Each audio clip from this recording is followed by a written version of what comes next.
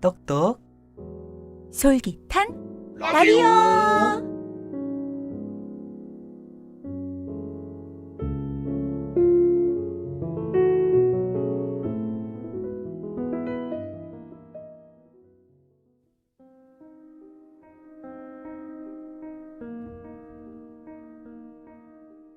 방문객 정현종. 사람이 온다는 건 실은 어마어마한 일이다. 그는 그의 과거와 현재와 그리고 그의 미래와 함께 오기 때문이다. 한 사람의 일생이 오기 때문이다. 부서지기 쉬운, 그래서 부서지기도 했을 마음이 오는 것이다. 그 갈피를 아마 바람은 더듬어 볼 수 있을 마음. 내 마음이 그런 바람을 흉내낸다면 필경 환대가 될 것이다.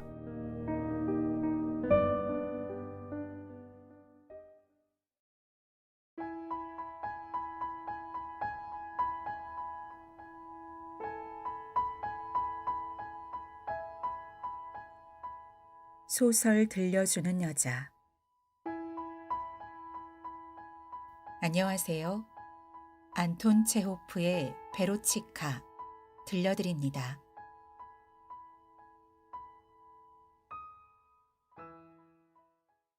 베로치카, 안톤 체호프. 저랑 당신이랑 의사 선생이랑 말을 타고 쉐스토보에 갔던 일 기억나요? 이반 알렉세이치는 숲을 향해 걸어가면서 그녀에게 말했다. 그때 유로즈브이와 마주치기도 했죠. 제가 그에게 5코페이카를 주었는데 그는 3번 성호를 긋더니 호밀밭에 동전을 던져버렸지요. 맙소사, 제가 얼마나 많은 추억들을 가져가는지 모르실 겁니다. 만약에 그것들을 모아서 꼭꼭 뭉칠 수 있다면 금덩어리 하나는 좋게 만들어질 텐데. 이해할 수 없어요. 수도에서 북적거리며 사는 똑똑하고 섬세한 사람들이 왜 이곳으로 오지 않는지. 넵스키 거리나 커다랗고 습기 찬 집들 속에 아무려면 여기보다 더 많은 공간과 미덕이 있을까? 온통 화가니 학자니 기자니 하는 사람들로 채워진 내 하숙방은 항상 편견으로 가득 차 있는 것처럼 보여요. 숲을 20걸음 정도 앞에 두고 길에는 작고 좁은 다리가 놓여 있었다. 가장자리에 작달막한 기둥이 세워진 이 다리는 쿠즈네 초프 가족과 손님들이 저녁 산책을 할 때면 작은 간이역의 역할을 해주었다. 원한다면 사람들은 이곳에서 숲을 향해 메아리 놀이를 할 수도 있었으며 컴컴한 숲속으로 길이 사라지는 것을 볼 수도 있었다. 자, 다리까지 왔군요. 아그뇨프가 말했다. 여기서 돌아가셔야겠네요. 베라는 멈춰서 숨을 돌렸다. 잠깐 앉아요. 기둥 중 하나에 앉으면서 그녀가 말했다. 작별 인사를 하고 떠날 때 사람들은 보통 여기 앉죠. 아그뇨프는 그녀 곁에 책구러미를 놓고 걸터 앉으며 말을 계속했다. 그녀는 걸음으로 가빠진 숨을 고르고 있었다. 그녀가 자기 쪽이 아닌 다른 어딘가를 바라보고 있었기 때문에 그는 그녀의 얼굴을 볼 수가 없었다. 그런데 만약 10년쯤 지나서 우리가 만나게 된다면 그는 말했다. 그때 우리는 어떤 모습일까요? 당신은 벌써 한 가정에 존경받는 어머니가 되어 있을 테고 저는 다른 4,000종의 전집과 마찬가지로 아무에게도 소용없는 어떤 통계 자료집의 작가 선생이 되어 있겠죠. 우린 만나서 옛 시절을 회상하는 거죠. 지금 우리는 현재를 느끼며 그 현재가 우리 마음을 채우고 설레게 합니다. 하지만 우리가 나중에 만났을 때는 이 다리에서 마지막으로 본 날이 언제였는지, 어느 달, 어느 해였는지도 기억 못할 겁니다. 당신은 아마도 달라지겠지요. 듣고 있어요? 당신은 달라질까요? 베라는 깜짝 놀라서 그에게 얼굴을 돌렸다. 네? 그녀가 물었다. 제가 지금 물어본 건 미안해요. 무슨 말인지 못 들었어요. 그제서야 아그뇨프는 베라의 태도가 변한 것을 알아차렸다. 그녀는 창백한 얼굴로 가쁜 숨을 쉬었으며 숨결의 떨림은 손과 입술과 머리에도 전해지고 있었다. 그리고 머리 꼭지에서는 전처럼 하나가 아닌 두 개의 타래가 이마로 드리워져 있었다. 일부러 눈길을 피하는 기색이 역력히 보였다. 그녀는 목이 아프기라도 한 듯 옷깃을 매만지는가 하면 어깨에 걸친 빨간 쇼를 좌우로 끌어당기는 것이었다. 추우신가 봅니다. 아그뇨프가 말했다. 안개 속에 앉아 있는 것이 건강에 그리 좋다곤 할 수 없죠. 자, 제가 집으로 바래다 드리겠습니다. 베라는 말이 없었다. 왜 그러세요? 이반 알렉세이치는 미소 지었다. 말도 안 하고 질문에 대답도 없고 몸이 안 좋은 겁니까? 아니면 화가 나신 겁니까? 네? 베라는 손바닥으로 자기 볼을 힘주어 누르면서 아그뇨포를 바라보다가 갑자기 획 고개를 돌렸다. 끔찍한 상황이야. 그녀는 몹시 고통스런 표정을 보이며 중얼거렸다. 끔찍해. 뭐가 끔찍하다는 거죠? 아그뇨프는 어깨를 움찔하며 놀라움을 감추지 않고 물었다. 왜 그러세요? 베라는 더 한층 무겁게 숨을 내쉬며 어깨를 떨더니 그에게 등을 돌리고 잠시 하늘을 바라보다가 말했다. 저 당신과 이야기할 것이 있어요. 이반 알렉세이치. 말씀하세요. 당신에겐 아마 이상하게 들리겠지만 놀라시더라도 상관없어요. 아그뇨프는 다시 한번 어깨를 움찔하고 들을 채비를 했다. 그러니까 베로치카는 고개를 숙이고 숄에 달린 방울 장식을 쓰다듬으며 말을 꺼냈다. 저기 제가 하고 싶은 얘기는 당신에게는 이상하고 어리석어 보이겠지만 저는 더 이상 못 참겠어요. 베라의 말은 불명확한 중얼거림으로 바뀌더니 갑작스런 울음으로 중단되고 말았다. 소녀는 숄로 얼굴을 가리고 더욱 몸을 숙이며 서럽게 울음을 터뜨렸다. 이반 알렉세이치는 당황한 나머지 딸꾹질을 하는 듯한 소리를 내고는 무슨 말을 해야 할지 갈피를 잡지 못한 채 절망적으로 자기 주변을 두리번거렸다. 눈물에 익숙치 못한 그의 눈이 괜히 간질거렸다. 아니 이런. 그는 정신없이 중얼거렸다. 베라 가브릴로브나 왜 이러시는 겁니까 도대체. 보세요. 어디 아프세요? 아니면 기분 상하는 일이 있는 겁니까? 말씀하세요. 제가 어쩌면 도움이 될지도. 그가 베라를 달래주려고 조심스럽게 그녀의 손을 얼굴에서 떼어내자 눈물 사이로 미소를 지으며 그녀가 말했다. 저는, 저는 당신을 사랑해요. 그것은 소박한 인간의 입에서 나온 평범하고 단순한 단어였지만 아그뇨프는 극도로 당황하여 베라에게서 얼굴을 돌리고 일어났다. 당혹감에 뒤이어 두려움이 닥쳤다. 이별과 과실주에서 비롯된 우수, 온정과 감상적인 기분은 순식간에 사라지고 날카롭고 거북한 소심증이 그 자리를 채웠다. 갑자기 그는 마음이 바뀌어 베라를 곁눈질로 살펴보았다. 사랑을 고백하고 난 그녀는 여태껏 자신을 감싸고 있던 여성적인 고고함을 잃은 채 키가 줄어들고 단순해지고 어두워진 것처럼 보였다. 이게 어떻게 된 일인가? 그는 두려움을 느끼며 생각했다. 그런데 난 과연 그녀를 사랑하는 것일까? 그게 문제로군. 그러나 가장 중요하고 힘든 말을 마침내 입 밖에 낸 그녀는 이미 가볍고 편안한 호흡을 되찾고 있었다.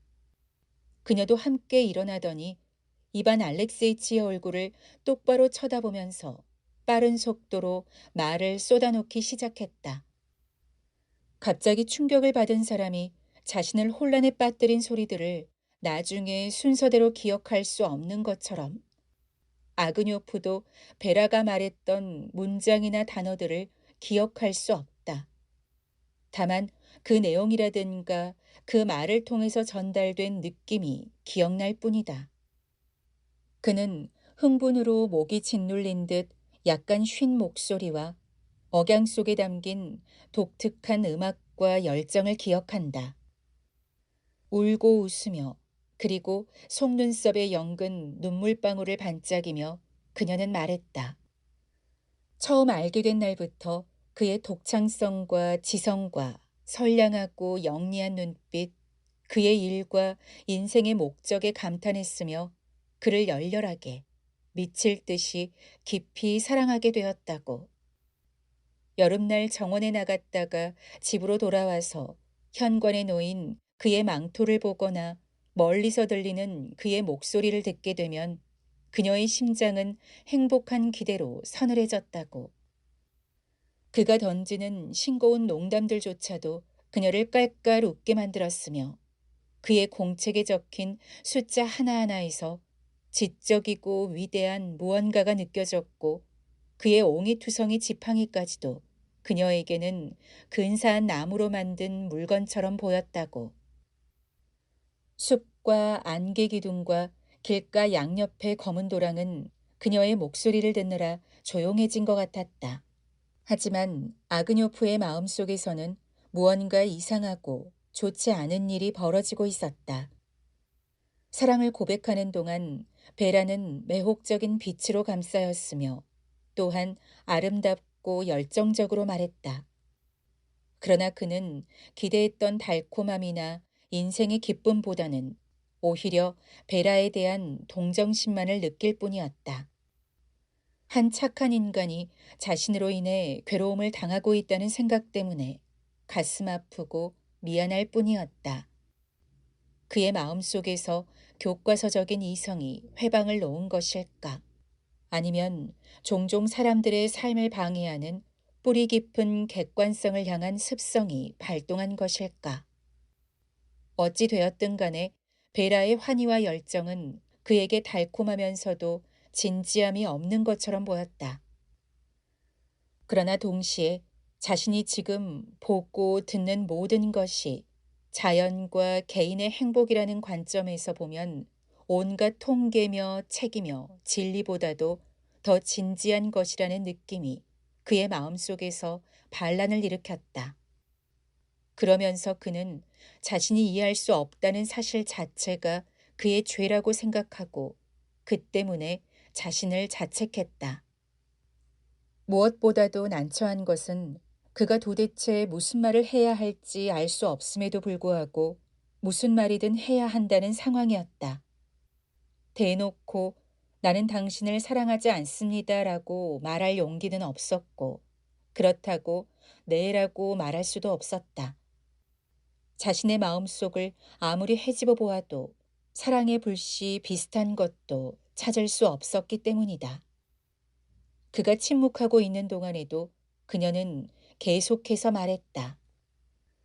그를 바라보는 것보다 더 큰 행복은 그녀에게 없노라. 지금이라도 그가 가는 곳이면 어디든 따라가겠노라. 그래서 그의 아내요, 조력자가 되겠노라.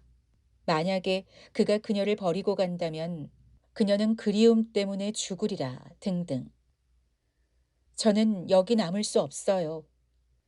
그녀는 손을 쥐어짜면서 말했다.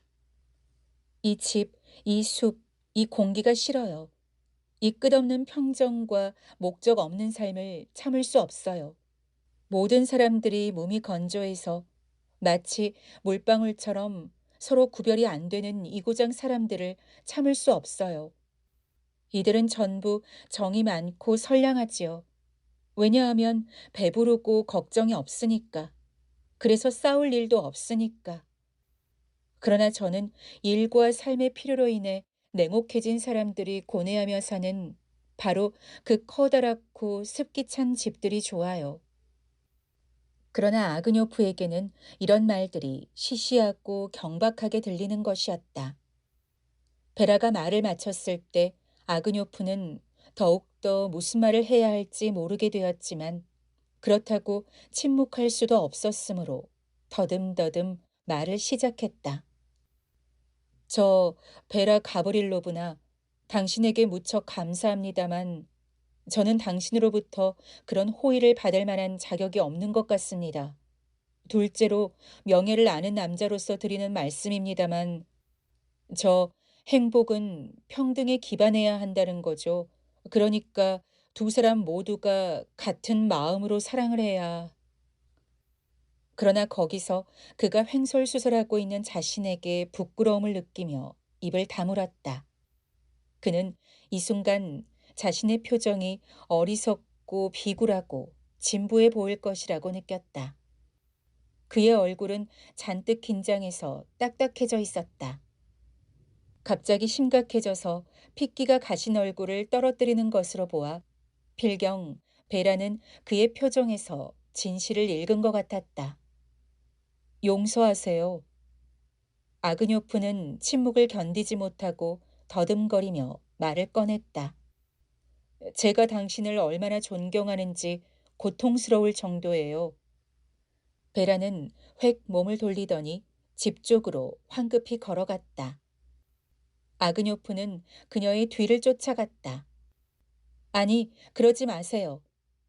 베라는 그에게 손가락을 흔들며 말했다. 오지 말아요. 혼자서 가겠어요. 아닙니다. 그래도 혼자 보내드릴 수는 없습니다. 무슨 말을 하든 그 한마디 한마디가 아그뇨프 자신에게도 역겹고 진부하게 여겨졌다. 한 발 한 발 내디딜 때마다 죄책감이 자라났다. 그는 주먹을 부르쥐고 자책하면서 자신의 냉담함과 여성에 대한 서투름을 저주했다. 스스로를 부추길 양으로 그는 베로치카의 아름다운 몸매와 그녀의 따내린 머리, 먼지 날리는 길 위에 남겨진 조그마한 발자국의 눈길을 주며 그녀의 눈물과 말들을 상기했다. 그러나 이 모든 것들은 부드러운 기분을 자아내기는 했지만 그의 마음을 뒤흔들어 놓지는 못했다. 아, 억지로 사랑할 수는 없는 노릇이야. 그는 그렇게 자신을 정당화했지만 한편으로는 이런 생각도 들었다. 억지로가 아니라면 내가 언제 사랑을 해보겠는가. 난 벌써 30살이 아닌가. 베라보다 나은 여자는 그동안 만나지 못했고 앞으로도 못 만날 거야. 오, 영감태기 같으니 30살에 벌써 영감이 되어버렸어. 베라는 저 앞에서 뒤도 안 돌아보고 머리를 푹 숙인 채 점점 발걸음을 빨리하며 걸어가고 있었다. 그녀는 괴로움으로 인해 몸이 졸아들어서 마치 어깨 속으로 머리가 꺼져 들어간 것처럼 보였다. 지금 그녀의 마음이 어떨지 충분히 상상이 되는군. 그녀의 등을 바라보며 그는 생각했다. 너무나 창피하고 괴로워서 죽고 싶은 심정일 거야. 맙소사, 세상은 온통 생명과 시와 의미로 가득해서 바위조차도 감동시킬 정도인데 나는 이렇게 멍청하고 칠칠치 못하니. 쪽문 옆에서 베라는 그를 흘낏 쳐다보더니 몸을 수구려 쇼를 두르고는 재빨리 오솔길을 따라 걸어갔다. 이반 알렉세이치는 홀로 남겨졌다. 숲을 향해 발길을 되돌려 천천히 걷는 동안 그는 여러 번 멈춰서서 스스로도 믿기지 않는다는 표정으로 쪽문을 바라보았다. 그는 길 위에 남겨진 베로치카의 발자국을 눈으로 뒤쫓았다. 그토록 그의 마음에 들었던 한 소녀가 방금 전에 그에게 사랑을 고백했으며 그가 그 고백을 그다지도 서툴고 무뚝뚝하게 거절했다는 사실이 믿겨지지 않았다.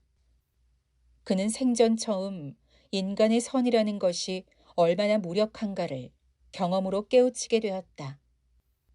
상식 있는 진실한 인간도 자신의 선의에 반하여 가까운 사람에게 까닭없이 가혹한 고통을 줄 수가 있는 것이다. 그는 양심의 가책을 느꼈다. 베라가 보이지 않게 되자 그는 굉장히 소중하고 친밀한 무언가를 잃었으며 그것은 앞으로도 되찾을 수 없을 것이라는 생각이 들었다. 젊은 시절의 한 부분이 베라와 함께 미끄러져 사라진 느낌이었다. 그토록 헛되이 괴로워했던 시간들도 이제는 다시 되풀이될 수 없을 것이었다. 다리에 이르자 그는 걸음을 멈추고 생각에 잠겼다. 자신의 괴이한 냉담함의 원인을 알고 싶었다. 그것이 외부적인 요소가 아니라 자기 안에 내재되어 있다는 점은 명백했다. 그는 솔직하게 시인했다. 그것은 영리한 인간들이 종종 과시하는 그런 이성적인 냉담함도 자아도취적인 바보의 냉담함도 아니었다. 그것은 단지 영혼의 무기력, 아름다움을 깊이 지각하지 못하는 무능력일 뿐이며 또한 빵 한 조각을 얻기 위한 지저분한 싸움과 독신의 하숙방 생활, 그리고 교육이라는 미명 아래 얻어진 조로증의 다름 아닌 것이다. 다리를 지나서 그는 끌려가듯 천천히 숲으로 걸어갔다. 짙은 어둠 속에서 달빛을 받아 날카롭게 빛나는 곳들이 듬성듬성 보였다. 그러나 그는 자신의 생각에만 잠겨서 아무것도 느낄 수 없었다. 잃어버린 것을 되찾고 싶다는 욕망이 불같이 일었다. 그리고 다시 발길을 돌린 것을 이반 알렉세예비치는 기억한다. 스스로를 충동질하면서 억지로 베라의 모습을 떠올리려 하면서 그는 쿠즈네 초프의 정원을 향해 걸음을 재촉하고 있었다. 정원으로 가는 길에는 이미 안개가 걷혀 있었다. 달은 마치 세수를 한 듯 말끔해 보였고 동쪽 하늘만 안개 낀 얼굴을 찌푸리고 있었다. 아그뇨프는 자신의 조심스러운 발걸음과 불 꺼진 창을 헬리오트로프와 목서초의 짙은 향기를 기억한다. 그를 아는 카로가 반갑게 꼬리를 흔들며 다가와 손냄새를 맡았다. 그 개는 그가 두 번째로 이 집 근처에 온 것을 본 유일한 생명체였다. 그는 베라의 불 꺼진 창가에 잠시 서 있다가 손을 내젓고는 깊은 한숨을 내쉬며 정원을 떠났다. 1시간 뒤에 그는 이미 읍내에 있었다. 그는 지치고 상심한 몸과 열이 오른 얼굴을 여인숙 현관에 기대고 문을 두드렸다. 읍내 어딘가에서 개 한 마리가 잠이 덜 깬 소리로 짖어댔고 그의 노크에 대답이라도 하듯 교회 쪽에서 누군가가 무쇠로 된 딱따기를 두드렸다. 오밤중에 싸돌아다니기는. 여자 옷처럼 보이는 긴 잠옷을 입은 보수파 신자 주인은 현관문을 열어주며 투덜거렸다. 뭐하러 싸돌아다녀? 그 시간에 기도나 하지. 자기 방으로 들어간 이반 알렉세이치는 침대에 털썩 주저앉아서 오래도록 불빛을 바라보았다. 이윽고 그는 채머리를 흔들면서 짐을 싸기 시작했다. 1887년작